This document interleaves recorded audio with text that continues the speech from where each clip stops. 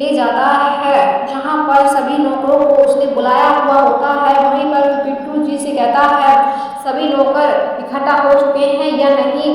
बिट्टू जी वहीं पर आरके से बिट्टू कहता है हाँ आरके जी बिल्कुल बिल्कुल रेडी हैं, सभी तैयार हैं। वहीं पर मधु को दिखाया जाता है। मधु हैरान हो जाती है और उसकी आंखों में से आंसू निकल आते हैं। वहीं पर आरके बहुत ही खुश हो रहा होता है उसे तकलीफ पहुंचा कर।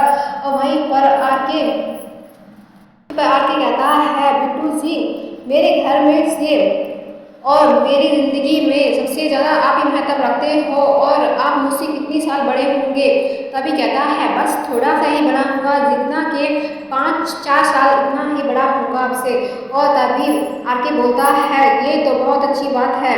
और मधु को कहता है ये मेरे बड़े भाई के समान है, इसलिए मैं चाहता हूँ कि तुम उनके पैर छू के उनका आशीर्वाद लो। और वहीं पर मधु हैरान हो जाती है क्योंकि मधु को पता होता है उसके पापा की पिटाई और उनको चोट पहुंचाने वाला बिट्टू जी ही थे जो उनकी पिटाई करवाई थी। इसलिए वो उनके पैर बिल्कुल छूना नहीं चाहती थी, ना ही आरके की बात मानना चाहती थी। पर बहुत ही मजबूर होने के कारण उसे सोचना पड़ता है इस बारे में कि वो बिट्टू जी के पैर छुए या ना छुए।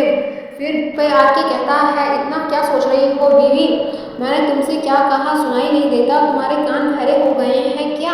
और वहीं पर मधु खड़ी हुई होती है। आके मधु का हाथ खींच कर ले जाता है और वहीं पर कहता है जाओ और मेरे बड़े भाई के पैर छू के आओ। वहीं पर मधु खड़ी हो जाती है और आके को इग्नोर कर देती है, वो उसकी बातें नहीं सुन रही होती है। वहीं पे आके कहता है अगर बिट्टू भैया मेरे भैया हुए तो तुम्हारे तो जेठ हुए, इसका मतलब वो मुझसे बड़े हैं और तुम्हारा फर्ज बनता है कि तुम उनके पैरों को छू के आशीर्वाद लो, क्योंकि तुम अपनी ज़िंदगी में नया जीवन शुरू करने जा रही हो तो आशीर्वाद की ज़रूरत तो तुम्हें पड़ेगी ही ना।